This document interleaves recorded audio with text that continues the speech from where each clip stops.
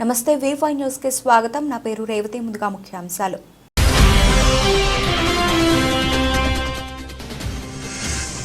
డోర్నకల్ మండలం సంకీస గ్రామంలో గ్రామ పార్టీ అధ్యక్షుడు గండి బాబు ఆధ్వర్యంలో ముఖ్యమంత్రి రేవంత్ రెడ్డి ప్రభుత్వపు డోర్నకల్ ఎమ్మెల్యే డాక్టర్ రామచంద్ర నాయక్ చిత్రపటానికి పాలాభిషేకం.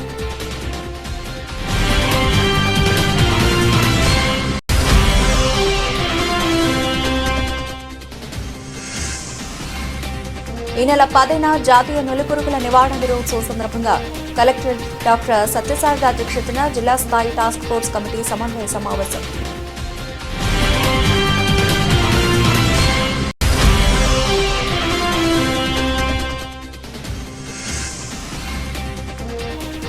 ఎస్సీఏ జాబితాలో చేర్చి తమకు న్యాయం చేయాలని ప్రభుత్వానికి హాలియా దాసరి సంక్షేమ సంఘం డిమాండ్.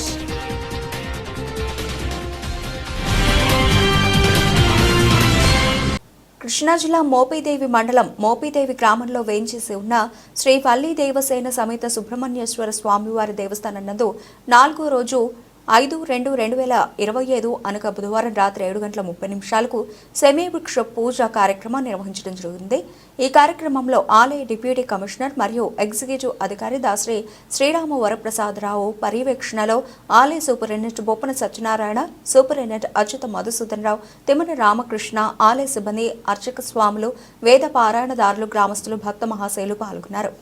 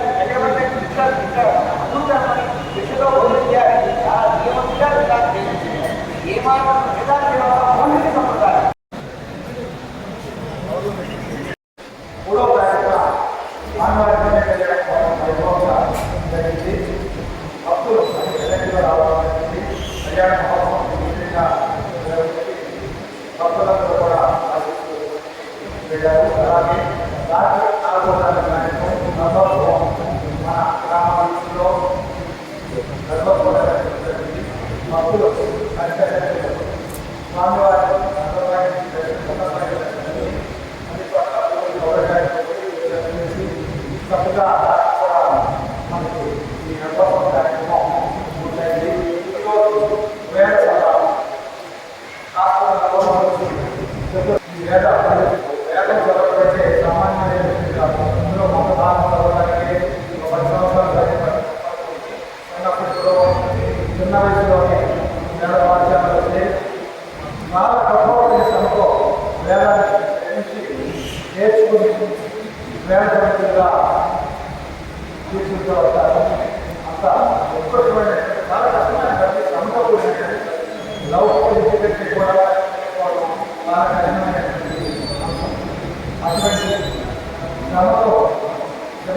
బాల్యం నుంచి ఈ వేదాన్ని అభ్యసించి దాన్ని పుచ్చుకొని దేవాలయాలలో ఆధ్యాత్మిక కూడా ఎడబాలైన నేను ఎంతో తెలియజేశారు. ఏదో ఒక భ్రమణం చేయబడుతుందో అక్కడ క్రమం జరుగుతుందని అందరికీ కూడా పేరు జరుగుతుందని వారు తెలియజేశారు. ఈ కార్యక్రమానికి కృష్ణా జిల్లా కాంగ్రెస్ ప్రభుత్వం ఎస్సీ వర్గీకరణలో కేటాయింపులు ఆమోదయోగ్యంగా లేదని, గతంలో ఉన్న ఏబీసీతో పాటు డీని అమలు చేయాలని తెలంగాణ జనసేన పార్టీ నాయకులు శ్రీనివాస్ అన్నారు.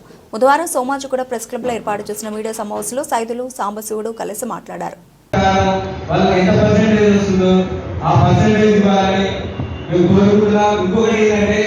నిన్న ఇచ్చిన అసెంబ్లీలో పెట్టిన తెలంగాణ ముఖ్యమంత్రి రేవంత్ రెడ్డి గారు జనాభా ప్రధానం కాకుండా ఆయన అంటే వేరే నాగరికులు మాకు అంటే ఎస్సీ వర్గీకరణలో మాదిగలకు వచ్చే శాతం అంటే తగ్గించేసి 9% చేసిండు. అది కరెక్ట్ కాదని మేము అనుకుంటున్నాం.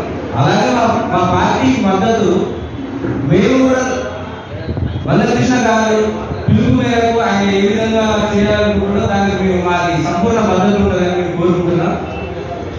మా పార్టీ నుంచి ఉమ్మడి ఆదిలాబాద్ జిల్లా తెలంగాణ గవర్నమెంట్ రేవంత్ రెడ్డి గారు ఎస్సీ వర్గీకరణకు అసెంబ్లీలో ఆమోదపరచడం చాలా శుభోదయం. దీన్ని మేము జనసేన పార్టీ తరఫున స్వాగతిస్తున్నాం. అలాగే పిఎం నరేంద్ర మోడీ గారు దీన్ని చొరవ తీసుకొని సుప్రీంకోర్టులో మా ఎస్సీ వర్గీకరణ రిజర్వేషన్ సక్సెస్ఫుల్ గా చేయడానికి సహకరించిన మోడీ గారికి కూడా మేము అదేవిధంగా ధన్యవాదాలు తెలియజేసుకుంటున్నాం. మా అధ్యక్షుడు ఆంధ్రప్రదేశ్ ఉప ముఖ్యమంత్రి శ్రీ పవన్ కళ్యాణ్ గారి ఆదేశాల మేరకు, అలాగే మా స్టేట్ ఇన్ఛార్జ్ శ్రీ నెల్లూరు శంకర్ గౌడ్ గారి ఆదేశాల మేరకు మేము ఈరోజు ఈ ప్రెస్ క్లబ్ రావడం జరిగింది. దీని ముఖ్య ఉద్దేశం ఏంటంటే ఎస్సీ వర్గీకరణలో మొత్తం 50 వచ్చిన తర్వాత బీసీలు కానీ ఓసీలు కానీ ఎస్సీలకు ఎస్టీలకు చాలా వరకు అన్యాయం లేదు. బీసీలో ఏబీసీలు ఉందని మీకు తెలుసు, అలాగే ఎస్సీలో లేదని, అలాగే ఎస్టీలో లేదని. సో దీని గురించి నేను మళ్ళీ దీనిలో ఒక ప్రత్యేకమైన వ్యక్తి గురించి చాలా ధన్యవాదాలు తెలిపాలనుకుంటాను మీ అందరూ ముందు. మందకృష్ణ మాదిగని 30 సంవత్సరాలుగా సుదీర్ఘంగా పోరాడి ఈ విజయాన్ని తేవడంలో ముందుండి ఆ జాతికి ఉన్న 59 కులాలను కూడా ముందుకు తీసుకొచ్చి ఆయన ఇంత కష్టపడడానికి మా పార్టీ తరఫున, అలాగే మా పార్టీ అధినేత శ్రీ పవన్ కళ్యాణ్ గారి తరఫున కూడా శ్రీ మందకృష్ణ మాదిగ గారికి మేము ధన్యవాదాలు తెలియజేస్తున్నామండి. ఆయన కష్టమే ఈరోజు మా 59 కులాలకు దక్కిన ప్రతిఫలం అండి. కాకపోతే దీంట్లో మా మందకృష్ణ అన్నగారు అన్నట్టుగానే ఏదైతే ఫస్ట్ ఏ గ్రూప్ లో వాళ్ళకు 1% వచ్చి తర్వాత బి గ్రూప్ లో రంగారెడ్డి జిల్లా మహేశ్వరం మండల కేంద్రంలో కాంగ్రెస్ పార్టీ నాయకులు విలేకరుల సమావేశం ఏర్పాటు చేయడం జరిగింది. పార్టీ సీనియర్ నాయకుడు కాకి ఈశ్వర్ ముద్రాజ్ మాట్లాడుతూ, తమ ప్రభుత్వం వచ్చి 1 సంవత్సరంన్నర అవుతోంది. తమ ప్రభుత్వం ఇచ్చిన హామీలు ఒక్కొక్కటి నెరవేరుస్తున్నాం. దళిత బంధు, బీసీ బంధు వేస్తున్నాం. టీఆర్ఎస్, బీజేపీ ఇన్ని రోజులైనా ఎస్సీ వర్గీకరణ చేయలేకపోయారు. తమ ప్రభుత్వంలో రేవంత్ రెడ్డి, రాహుల్ గాంధీ పాదయాత్ర చేసి దళితులకు ఎస్సీ వర్గీకరణ చేసి అసెంబ్లీలో పెట్టాము. అయినా అందరూ దొడ్డిదారి పట్టిస్తున్నారు. బీసీలకు సంబంధించిన సర్వే పెడితే అందులో కవిత ఒక్కరే పాల్గొన్నారు. హరీష్ రావు, కేటీఆర్, కేసీఆర్ ఎందుకు పాల్గొనలేదు? మేము అధికారంలోకి వచ్చిన తర్వాత మాపై ముసలి కన్నీరు ఎందుకు కారుస్తున్నారు? తమ ముదిరాజ్ ముద్దుబిడ్డ కాసాని జ్ఞానేశ్వరను ఎంపీ ఎలక్షన్లో పోటీ చేసిన ఆయనను ఎంపీగా ఎందుకు గెలిపించుకోలేరు? ఎందుకు అంటే మీరు బీజేపీ ప్రభుత్వానికి అమ్ముడు పోయారని సవాల్ చేస్తున్నాను. బీజేపీ, బీఆర్ఎస్ ప్రభుత్వాలు ఒకటి. మహేశ్వరం నియోజకవర్గానికి ఇప్పుడు ఎంపీగా బీజేపీ ఉంది, ఎమ్మెల్యేగా టీఆర్ఎస్ పార్టీ ఉంది. ఎందుకు నిధులు తెస్తలేరు అని తెలిపారు. ఈ కార్యక్రమంలో పార్టీ సీనియర్ నాయకులు కాకి ఈశ్వర ముద్రాజ్, శివగంగా ఆలయ చైర్మన్ అలే కుమార్, రాజు అంజయ్య, కాంగ్రెస్ పార్టీ నాయకులు పాల్గొన్నారు. చిల్లర మల్లెల మాటలు మాట్లాడితే మళ్ళా కూడా ఊపుకునే ప్రసక్తి లేదు. అంటే అక్కడ డంపింగ్ యాడ్ అంటున్నారు. డంపింగ్ యాడ్ ఎవరు హయాంలో జరిగిందయ్యా? కాంగ్రెస్ పార్టీ హయాంలో జరిగిందా? స్కూల్ పక్కన డంపింగ్ యాడ్ పెట్టారు. విప్రో కంపెనీల వాసన అంటున్నారు. మరి విప్రో కంపెనీ ఎప్పుడు వచ్చిందయ్యా? బీజేపీ నాయకులే సమాధానం చెప్పాలి దానికి. అందులో స్థానికులకు ఉద్యోగం లేవు, అందులో లేబర్ కాంట్రాక్టులు చేస్తున్నారు అంటున్నారు. మరి ఇప్పుడు బీజేపీ అందులో కాంట్రాక్టులు ఎవరు చేస్తున్నారు? మరి కాంగ్రెస్ నాయకులు చేస్తున్నారా? బీజేపీ నాయకులు చేస్తున్నారా? పత్రికా సోదరులు పోయి ఒక్కసారి అక్కడ మీరు ఇంక్వైరీ చేసుకొని రావాలి. ఎందుకంటే ఇదేదో రాజకీయ లబ్ధి గురించి మాట్లాడుతున్నారు తప్ప మహేశ్వర ప్రజల మీద వాళ్ళకు ఎలాంటి చిత్తశుద్ధి లేదు. అక్కడ వాసన వస్తున్న ఆ విషయానికి వస్తే అది ఇప్పుడు బీజేపీ నాయకులు మాట్లాడారు కాబట్టి,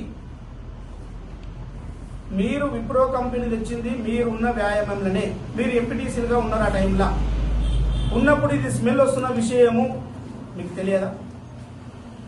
మరి అప్పుడు ఎందుకు మాట్లాడేది ఆ విషయం? ఒకవేళ స్మెల్ వస్తున్న వాస్తవం నిజం, అది ఎప్పుడు నిప్పులాగానే ఉంటుంది. అది ఆ చర్చకు వచ్చినప్పుడు మేము అందరి ప్రజల ఆలోచన మేరకు దాన్ని ఏం చేయాలో సలహా ఇస్తే మేము దాని ప్రభుత్వం తీసుకుపోయి దాని ఆలోచన పరిష్కారం చేస్తాం. నేనేం చెప్పినా కేంద్రం మాకు అధికారం లేదని పదే పదే మాట్లాడుతూ ఉంటారు.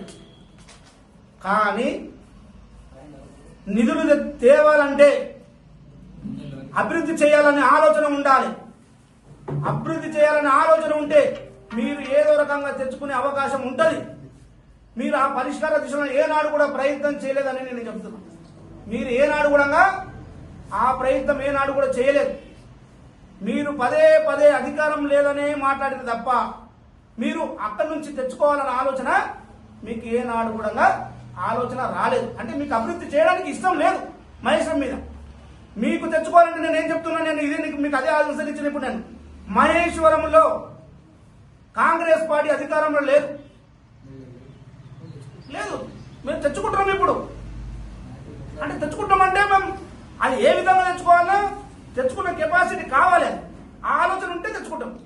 ఇప్పుడు 200 కోట్లు మంజూరయ్యి అన్నారు కదా, ప్రస్తుతం కాంట్రాక్టర్లకు పెండింగ్ ఉన్న బిల్లులు ఎవరికి రాలేవని చెప్పేసి కాంట్రాక్టర్లు అందరూ ఎవరు పనులు చేయడానికి ముందరకు వస్తలేరు. మాకు అవకాశం ఇచ్చారు జనాలు. 14 నెలలు అయింది. మేము ఆ ఇఫ్రోకి సంబంధించి కూడా కేరళ దృష్టి తీసుకెళ్లినారు, ఆ ఎస్టీ నాయకులు తీసుకెళ్లినారు. సార్ మాకు ప్రాబ్లం అయిందని చెప్పినారు. అది కూడా మేము పనులు పెట్టుకొని అది కూడా ఏ రకంగా వేయాలని చెప్పేసి మేము ఆల్రెడీ ప్రిపేర్ అయినాము. ఒకటి, మేము గత ఎలక్షన్లో మహేశ్వరం మండలంలో కాంగ్రెస్ పార్టీకి వెళ్ళి ఒక్క ఎంపీటీసీ మేము గెలవలేదు, ఒక్క సర్పంచ్ మేము గెలవలేదు. బీజేపీ బీఆర్ఎస్ ఇద్దరు ఒకటై కాంగ్రెస్ ను చిత్తుగా ఓడగొట్టాలని సబితా ఇంద్రారెడ్డి బీజేపీలు కంకణం కట్టుకొని నేను అల్లే కుమార్ మహేశ్వరంకి వెళ్ళి 1-2 ఎంపీటీసీల పోటీ చేసి కూడా ఆ రోజు అల్లే కుమార్ కాకేశ్వర్ మహేశ్వరంలో ఎట్టుకోవడంలో ఎంపీటీసీలు గెలుస్తారు అని సర్వే చేసినప్పుడు, సర్వే జరిగినప్పుడు వాళ్ళు గెలవద్దంటే ఏం చెయ్యాలని చెప్పేసి అదే సబితా ఇంద్రారెడ్డి బీజేపీలో మన తిమ్మాపురం కిషన్ రెడ్డి గారు ఆ రోజు గెలవదంటే ఏం చేయాలని చెప్పేసి బీజేపీ నాయకులు బీఆర్ఎస్ నాయకులు ఒకటి కాంగ్రెస్ లకు ఓటేదని ఇద్దరు ఒకటై 2 ఎంపీటీసీలలో బీజేపీని గెలిపించారు, కాంగ్రెస్ లను ఓడగొట్టారు. అప్పటికిప్పటికి మేము ఓడిపోయినామని చెప్పేసి మేము ఊపోలేదు. నిరంతరంగా జనాలకు, మహేశ్వరం నియోజకవర్గం ప్రజలకు, మహేశ్వరం మండల ప్రజలకు, మహేశ్వరం విలేజ్ ప్రజలకు మేము తమ సామాజిక వర్గాన్ని ఎస్సీఏ జాబితాలో చేర్చి తమకు న్యాయం చేయాలని ప్రభుత్వానికి హాలియా దాసరి సంక్షేమ సంఘం డిమాండ్ చేసింది. సోమాజిగూడ ప్రెస్ క్లబ్ లో ఏర్పాటు చేసిన విలేకరుల సమావేశంలో సంఘం అధ్యక్ష ప్రధాన కార్యదర్శులు తంటం జాంగీర్, ఆరేళ్ల రమేష్ లు మాట్లాడారు. ఏళ్ల తరబడి సాగిన వర్గీకరణ పోరాటం అనంతరం ప్రభుత్వం ప్రకటించిన జాబితా ఉపకులాలకు తీవ్ర అన్యాయం చేసే విధంగా ఉందని అన్నారు.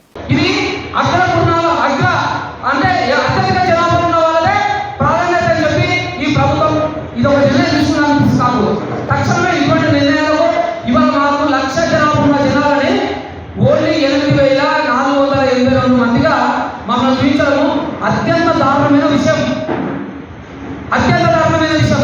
సంచార జాతరం, మేము సంచార జాతరం తెలంగాణ ఏది మన ఏమంటారు స్వతంత్రోద్యమంలో మా సంచార జాతరలో రకరకాల ఎంతో మంది ప్రాణాలు కోల్పోయినాం. మేము ఇవాళ 13 వాళ్ళేమో గ్రామాలు కమిటీ రాష్ట్ర అధ్యక్షుడిగా కొనసాగుతున్నాను. ఇలా విషయానికి వస్తే ఏంటంటే నిన్నే జరిగిన అసెంబ్లీ సమావేశాల్లో మా ఓలియా రాష్ట్రాలకు అన్యాయం జరిగిన విషయం మీద మేము సుభాష్గూడ ప్రెస్ క్లబ్లో ఈ యొక్క సమావేశం చేయడం జరుగుతుంది. కారణం ఏంటంటే అత్యంత వెనుకబడిన ఓలియా రాష్ట్రాలు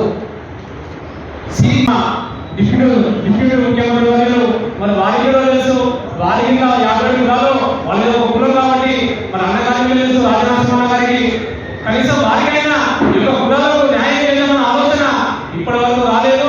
వచ్చినా కానీ ఇలాంటి ఆలోచన ఈ యొక్క కులాన్ని సీటుకులో వెళ్ళి చాలా దురదృష్టకరం. ఇప్పటి వరకు మాకు ఒక సర్టిఫికేట్ కోసమే మేము ఆఫీసు ఉంటా ఉన్నాం. మా పిల్లలకు చదువు చాలా ఇబ్బందులు అవుతున్నాయి. కనీసం విమానాల సర్టిఫికేట్ ఇప్పించాలని చెప్పి ఎన్నో హనుమకొండ జిల్లా నులిపురుగుల నిర్మూలనకు సమన్వయంతో 10వ తేదీన జాతీయ నులిపురుగుల నివారణ దినోత్సవం. నులిపురుగుల నిర్మూలనకు అధికారులు సమన్వయంతో కృషి చేయాలని జిల్లా కలెక్టర్ డాక్టర్ సత్యశారద అన్నారు. ఈ నెల 10న జాతీయ నులిపురుగుల నివారణ దినోత్సవం సందర్భంగా బుధవారం కలెక్టరేట్లోని వీసీ సమావేశ మందిరంలో కలెక్టర్ డాక్టర్ సత్యశారద అధ్యక్షతన జిల్లా స్థాయి టాస్క్ ఫోర్స్ కమిటీ సమన్వయ సమావేశం జరిగింది. ఈ సందర్భంగా కలెక్టర్ మాట్లాడుతూ జిల్లాలో 1810 పాఠశాలలు, కళాశాలలు, అంగన్వాడీ సెంటర్లలో 1 సంవత్సరం పిల్లలు మొదలుకొని 19 సంవత్సరాల్లోపు ఉన్న 1,81,807 పిల్లలందరికీ ఈ నెల 10వ తేదీన తప్పనిసరిగా ఆల్బెండజోల్ మాత్రలు ఇవ్వాలన్నారు. ఇందుకు ప్రణాళికబద్ధంగా చర్యలు తీసుకోవాలని అన్నారు. ఈ నెల 10వ తేదీ మాత్రలు వేయని వారికి తిరిగి ఫిబ్రవరి 17న వేయాలని ఆదేశించారు. ఈ నెల 10న అనారోగ్యంతో ఉన్న పిల్లలను గుర్తించి వారిని ఈ నెల 17వ తేదీన వేసేలా చర్యలు తీసుకోవాలని ఆదేశించారు.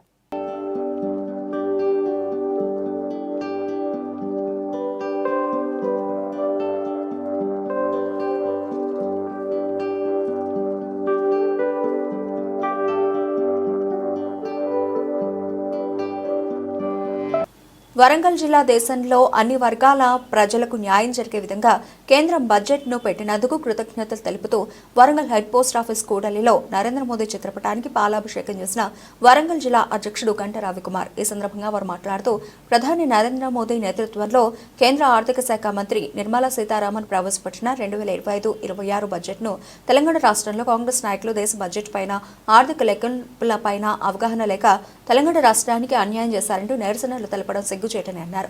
దేశంలో కేంద్ర ప్రభుత్వం పలు సంక్షేమ పథకాలను అమలు పరుస్తూ అన్ని వర్గాల ప్రజల అభివృద్ధికి తోడ్పడుతోందని అన్నారు.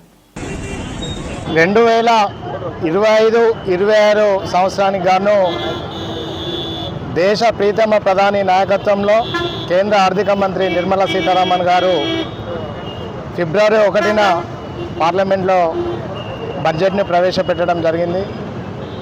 ఈ బడ్జెట్ పేద మధ్యతరగతి ప్రజల అభివృద్ధి కొరకు, అదేవిధంగా వ్యవసాయ రంగ అభివృద్ధి, రైతుల సంక్షేమం కొరకు, అదేవిధంగా మహిళల యొక్క ఆర్థిక పరిపుష్టి పెంచడం కోసము, యువతకు ఉపాధి, యువతకు దేశానికి పనికొచ్చే విధంగా తయారు చేసుకోవడం కోసం అన్ని వర్గాలను, అన్ని రంగాలను సమన్వయం చేస్తూ ప్రవేశపెట్టిన బడ్జెట్ డ్రీమ్డ్ బడ్జెట్. ఇది భారతదేశాన్ని వికసిత్ భారత్గా చేసేదానికి విధంగా ఈ బడ్జెట్ని ప్రవేశపెట్టడం జరిగింది. ఈ తెలంగాణ రాష్ట్రాన్ని పాలిస్తున్న కాంగ్రెస్ నాయకులకు ఆర్థిక పరిస్థితులపైన, ఆర్థిక వనరులపైన, కేంద్ర బడ్జెట్ పైన ఏమాత్రం అవగాహన లేని ఈ కాంగ్రెస్ నాయకుల చేతిలో ఈరోజు మన తెలంగాణ ప్రభుత్వం నడుస్తుంది. అలాంటి వారి చేతిలో ఉండడం నిజంగా మనకు సిగ్గుచేటు. అన్ని రంగాలకు సమన్వయం చేస్తూ ఈరోజు తెలంగాణ రాష్ట్రంలో 2500 కిలోమీటర్ల మేరకు నేషనల్ హైవేస్లో అభివృద్ధి పనులు జరుగుతున్నాయి. దానికి కేంద్రం నిధులే. అదేవిధంగా తెలంగాణ రాష్ట్రంలో సికింద్రాబాద్ అనుకోవచ్చు, railway station, Cherlapalli railway station అనుకోవచ్చు, వీటితో పాటు మన కాజీపేట, వరంగల్ రైల్వే స్టేషన్, ఇట్లా 40 రైల్వే స్టేషన్ల ఆధునిక పనులు కేంద్ర బడ్జెట్తోనే జరుగుతున్నాయి. అదేవిధంగా ములుగు జిల్లాకు సంబంధించి సమ్మక్క సారలమ్మ గిరిజన విశ్వవిద్యాలయ అభివృద్ధికి కేటాయించిన నిధులు కావచ్చు, అదేవిధంగా నిజామాబాద్ జిల్లాలో పసుపు బోటుకే కావచ్చు, అదేవిధంగా ఉడాన్ స్కీమ్ ద్వారా మహమ్నూర్ ఎయిర్పోర్ట్లో, అదేవిధంగా కొత్తగూడెం గ్రీన్ఫీల్డ్ ఎయిర్పోర్ట్ అభివృద్ధి కోసం కావచ్చు కేంద్ర బడ్జెట్ ఉన్నాయి. అదేవిధంగా యువతకి స్టార్టప్ కంపెనీస్ కోసం 10,000 కోట్లు స్టార్టప్ కోసం నిధులు కేటాయించడం జరిగింది. దాంట్లో తెలంగాణ యువత స్టార్టప్ కంపెనీల అభివృద్ధి కోసం పనిచేస్తాయి. అదేవిధంగా వైద్య రంగం దాదాపు మనకి ఈరోజు ప్రతి 1000 మందిలో ఒకరు ఇద్దరు క్యాన్సర్ బారిన పడుతున్నారు. క్యాన్సర్కి సంబంధించిన మందులలో 36 మెడిసిన్స్కి 36 రకాల ఔషధాలకి ఈరోజు ఎలాంటి ట్యాక్సెస్ లేకుండా పేదవాడికి కూడా క్యాన్సర్ వైద్యం అనేది తక్కువ రూపాయితో అయ్యే విధంగా చేయడం జరిగింది. దాంతోపాటు ప్రభుత్వ విద్యా వ్యవస్థ పటిష్టం చేయడం కోసం అటల్ టింకరింగ్ ల్యాబ్స్ అని చెప్పేసి వాటి అభివృద్ధికి, అదేవిధంగా దేశంలోని ఎంఎస్ఎంఈ రంగం యొక్క అభివృద్ధి కోసం కావచ్చు, అన్ని రంగాల కోసము బడ్జెట్లో నిధులు కేటాయించడం జరిగింది. అసలు బడ్జెట్ని చదవకుండా ఈ కాంగ్రెస్ నాయకులు ప్రభుత్వంపై ఏదో ఒకటి మాట్లాడాలనే విధంగా మాట్లాడుతున్నారు తప్ప ఏ మాత్రం విషయ పరిజ్ఞానం లేని కాంగ్రెస్ నాయకులు ఈరోజు వరంగల్ జిల్లా మంత్రివర్యులు కావచ్చు, స్థానిక ఎమ్మెల్సీ బసవరాజ్ సారయ్య గారు కావచ్చు, వీళ్ళందరూ కూడా విషయ పరిజ్ఞానం పెంచుకొని మాట్లాడవలసిందిగా కోరుకుంటున్నారు. మహబూబాబాద్ జిల్లా డోర్నకల్ రేవంత్ రెడ్డి చిత్రపటానికి పాలాభిషేకం, బీసీ కులగణన, ఎస్సీ వర్గీకరణ అసెంబ్లీలో ముఖ్యమంత్రి రేవంత్ రెడ్డి ప్రవేశపెట్టడంతో హర్షం వ్యక్తం చేస్తూ మహబూబ్ నగర్ జిల్లా డోర్నకల్ మండలం సంకీస గ్రామంలో గ్రామ పార్టీ అధ్యక్షుడు గండు బాబు ఆధ్వర్యంలో ముఖ్యమంత్రి రేవంత్ రెడ్డి ప్రభుత్వ డోర్నకల్ ఎమ్మెల్యే డాక్టర్ రామచంద్ర నాయక్ చిత్రపటానికి పాలాభిషేకం చేశారు. కార్యక్రమానికి ముఖ్య అతిథిగా మహబూబాబాద్ జిల్లా కాంగ్రెస్ పార్టీ ఉపాధ్యక్షులు doctor Battula Srinivas Yadav, Dornakal Congress party black అధ్యక్షులు శేఖర్ హాజరయ్యారు. ఈ సందర్భంగా డాక్టర్ బత్తుల శ్రీనివాస్ యాదవ్ మాట్లాడుతూ బీసీ కులగణన, ఎస్సీ వర్గీకరణను ముఖ్యమంత్రి రేవంత్ రెడ్డి అసెంబ్లీలో ప్రవేశపెట్టడంతో హర్షం వ్యక్తం చేస్తూ ముఖ్యమంత్రి రేవంత్ రెడ్డి చిత్రపటానికి పాలాభిషేకం చేశామన్నారు. కాంగ్రెస్ పార్టీ ప్రజలకు ఇచ్చిన మాటకు కట్టుబడి ఉంటుందని మరోసారి రుజువైందని అన్నారు. సర్పంచ్ ఎన్నికల్లో బీసీలకు 42% రిజర్వేషన్ కల్పిస్తూ రేవంత్ రెడ్డి తీసుకున్న నిర్ణయం సంచలనాత్మక చరిత్రగా నిలిచిపోతుందని తెలిపారు. పార్టీ కోసం కష్టపడిన వారిని సరైన టైంలో ప్రభుత్వం గుర్తిస్తుందని తెలిపారు. ఫిబ్రవరి 4, 2000 ఈ సంవత్సరంలో అసెంబ్లీలో రేవంత్ రెడ్డి గారు ప్రవేశపెట్టినటువంటి కులగణన, అదేవిధంగా ఎస్సీ వర్గీకరణ దేశ చరిత్రలోనే మరోలేని రోజుగా యావత్ ప్రపంచం, భారతదేశంలో అన్ని రాష్ట్రాలు అభివర్ణించాయి. ఏ ముఖ్యమంత్రికి దక్కినటువంటి అవకాశం అట్టడుగు వర్గాలు ఎస్సీ, ఎస్టీ, బీసీ, మైనార్టీలకు సంబంధించి రేవంత్ రెడ్డి గారు ఆనాడు భారత్ జోడో యాత్రలో రాహుల్ గాంధీ గారు దేశ పర్యటన చేసినప్పుడు అన్ని వర్గాలకి ప్రాతినిధ్యం లేదని గ్రహించి ఈ అవకాశాన్ని ఈనాడు అసెంబ్లీలో ప్రవేశపెట్టే విధంగా రేవంత్ రెడ్డి గారిని ప్రోత్సహించి ఈనాడు కులగణన, ఎస్సీ వర్గీకరణ బిల్లును పాస్ చేసినందుకు డోర్నకల్ మండల పక్షాన, అదేవిధంగా పెరమల సంకీస గ్రామ పంచాయతీ తరఫున రేవంత్ రెడ్డి గారికి మరియు అదేవిధంగా రాష్ట్ర ప్రభుత్వానికి ప్రత్యేకంగా మా కమిటీ తరఫున అభినందనలు తెలియజేస్తూ ఉన్నాము. ఆనాడు ఎన్నో ఉద్యమాలు చేసినప్పటికీ ఎస్సీ వర్గీకరణ, బీసీ వర్గీకరణ జరగనప్పుడు ఈనాడు రేవంత్ రెడ్డి గారు ఇచ్చి, అదేవిధంగా రాబోయే స్థానిక సంస్థ ఎన్నికలలో 42% రిజర్వేషన్లు బీసీలకు ఇస్తానని చెప్పి ఈనాడు మాట ఇచ్చినట్టుగానే నిలబెట్టుకొని చెప్పడం జరిగింది. ఈ అంశాన్ని దేశవ్యాప్తంగా అన్ని జిల్లాలు, అన్ని రాష్ట్రాలు గ్రహించి రేవంత్ రెడ్డి గారిని ఒక ప్రపంచానికి ఒక దిక్సూచి ముఖ్యమంత్రిగా అభివర్ణించడం జరిగింది. రాబోయే కాలంలో రాజ్యాంగ సవరణ జరగడానికి అవకాశం లేనప్పటికీ స్థానిక సంస్థల్లో కాంగ్రెస్ పార్టీ పక్షాన ఖచ్చితంగా బీసీలకు 42% రిజర్వేషన్లు ఇస్తామని చెప్పి, అదేవిధంగా ప్రతిపక్ష పార్టీలకు అటు బీఆర్ఎస్ పార్టీకి, బీజేపీకి ఒక వెన్నుదన్నులో వణుకొచ్చే విధంగా తీర్మానం చేయడం జరిగింది. అదేవిధంగా భవిష్యత్ కాలంలో బీసీలకి ఇటువంటి అవకాశాన్ని ఇచ్చినటువంటి రేవంత్ రెడ్డి గారికి ప్రత్యేకంగా పాదాభినందనలు తెలియజేస్తూ నమస్కారం. బులెటిన్ ముగించే ముందు హెడ్లైన్స్ మరోసారి.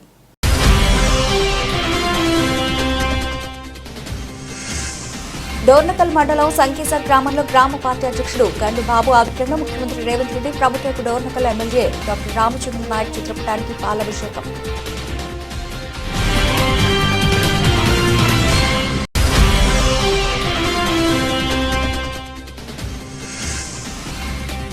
ఈ నెల 10న జాతీయ నులిపురుగుల నివారణ దినోత్సవం సందర్భంగా కలెక్టర్ డాక్టర్ సత్యసారథి అధ్యక్షతన జిల్లా స్థాయి టాస్క్ ఫోర్స్ కమిటీ సమన్వయ సమావేశం.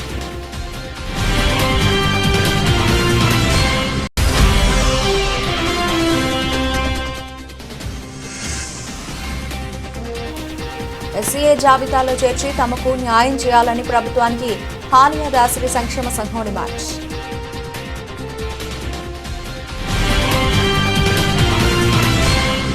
ఇవి ఇప్పటివరకు నబిల్చిన అప్డేట్స్. మరిన్ని అప్డేట్స్తో మళ్ళీ కలుద్దాం. అంతవరకు సెలవు. నమస్తే.